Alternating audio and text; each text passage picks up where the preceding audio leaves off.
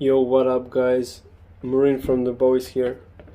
I got a spicy deck for you today. I got some Ogdodiacs, Invoked Lair of Ogdodiac, as I would like to call it. It's basically the Invoked engine with a tiny Lair of Darkness engine, with of course Dragoon, because you gotta have it. So yeah, let's begin. I'll start off with the Invoked engine. 3 Aliester, the polyesters. The pimp one. Yeah. The golden boy. And not the Eldritch. 3 magical meltdown.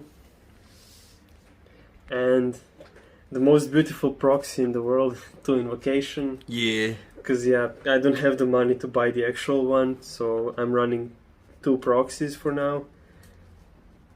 That's it from the Invoked engine.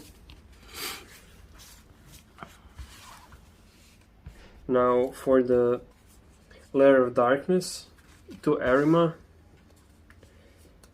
and 3 Lair of Darkness. Of course. One of them is common because I got a godly trade. I got Appaloosa for 4 energy drinks. 14 euro card for 14 kuna.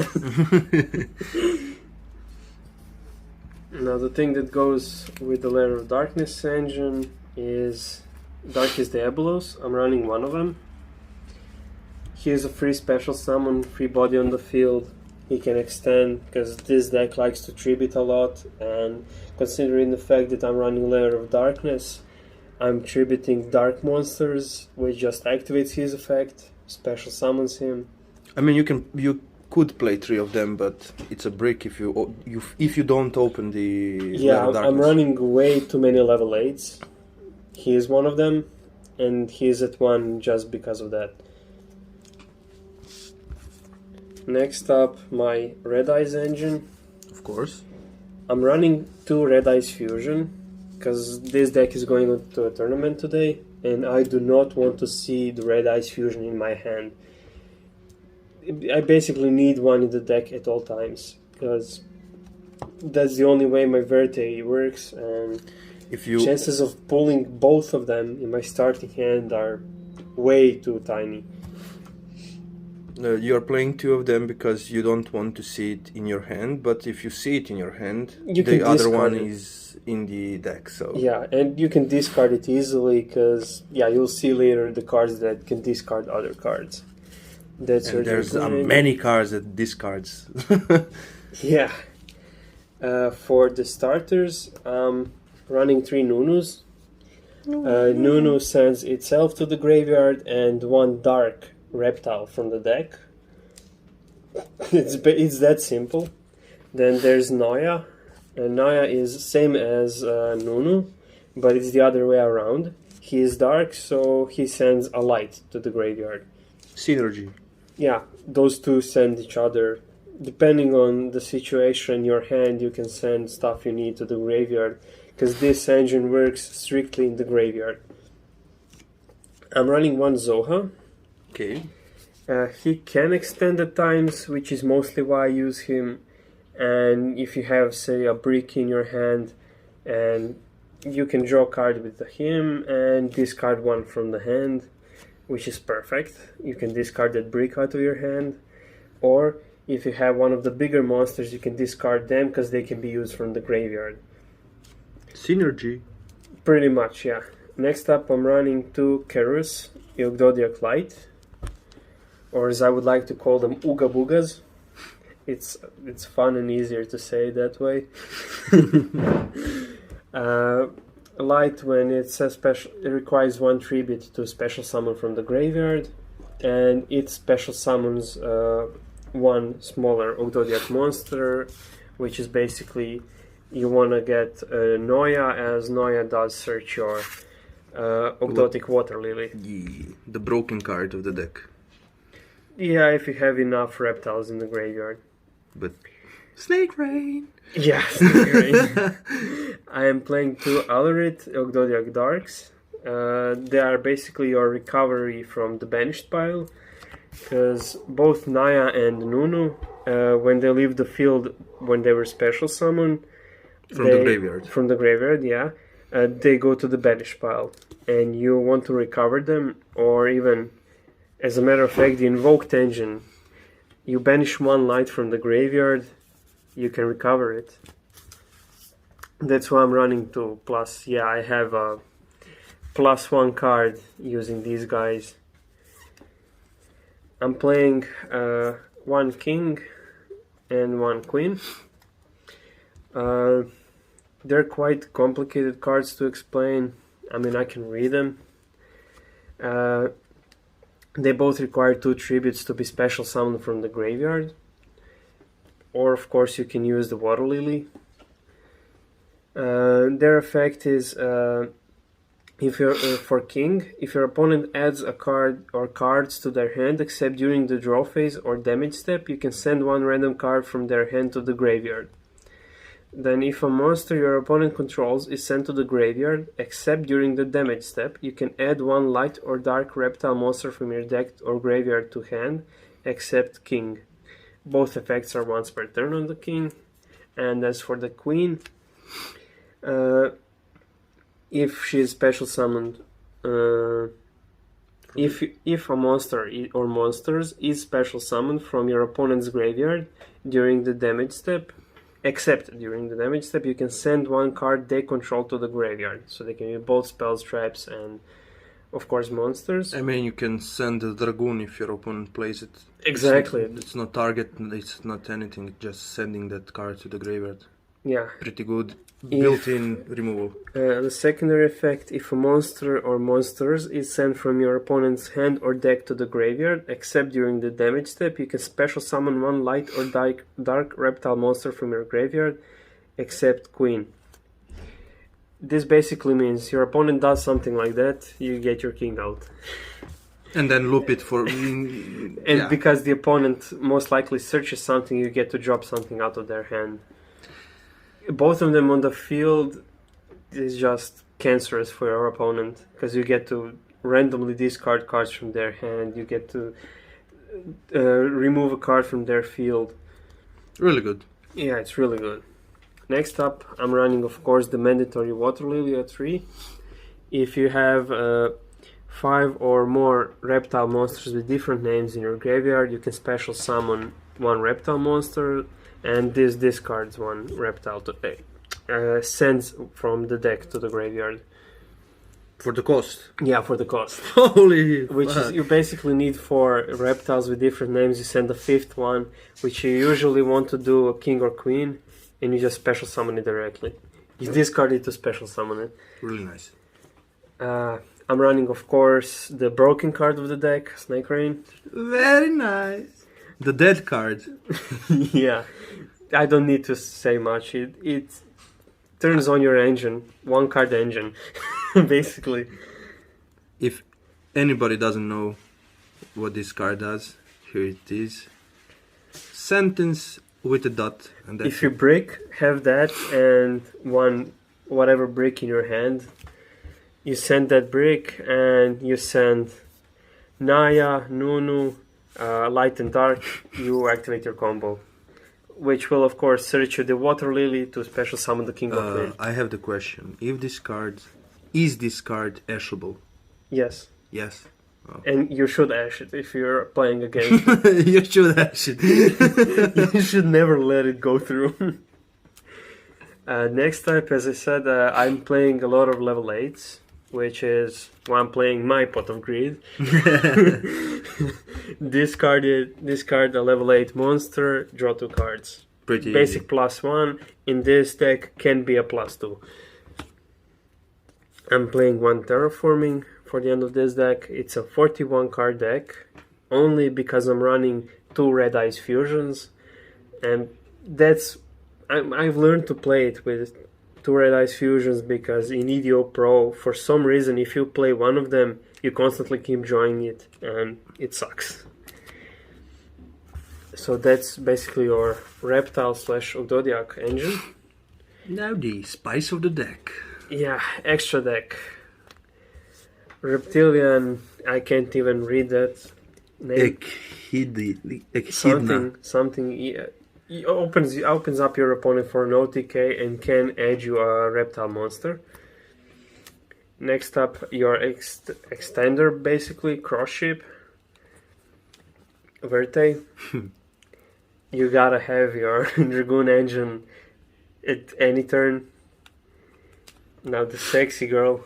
Oh, The Golden Appaloosa alt art. The monster energy kind of oh shit. That's the link package in this deck. It's mostly Xyz based. I'm running 2 King of the Feral Imps. Nice. It's 2 of them because I do not own a Second Zeus. If you want to play it, dude, you can play it. Dude. No, we're going to a tournament. You're running it in your Medolce deck. So I'm running these 2. They can extend like heavily. He's mostly used when you go into Nunu and you normal summon your Eliester, because Nunu locks you when it is special summon from the graveyard. Only in that case it locks you into reptiles, which is why you want to Xyz this, drop your Eliester to the graveyard, so you have your Invoked engine active and you can continue on playing because you're no longer locked into your reptiles. Nice. Next up, I'm playing Rika Queen's Turner. Yeah, boy. And of course, I'm playing the Sacred Tree Beast. Hyperton. Yeah, this deck tributes from the graveyard, which makes Rika active. She is a level 4. Most of my starters, well, all of my starters are level 4. So there's literally nothing to worry about. It's mostly a later game card. If this deck was pure Invoked version, you wouldn't play this. I would play this, and it would be every turn out. But this is a slightly slower deck, but a bit more stable and balanced. So this is mostly a later game type of thing. Why don't you play Teardrop, Rika Queen Teardrop? It's a really good rank 8 XYZ that non-target tributes cards from your opponent's side of the field. So you just fuck them up with the tribute on quick effect. Really yeah, nice. well, I gotta get that card, to be fair. Next up, I'm running a tiny Dragublion engine, because... You love that card. Yeah. You can...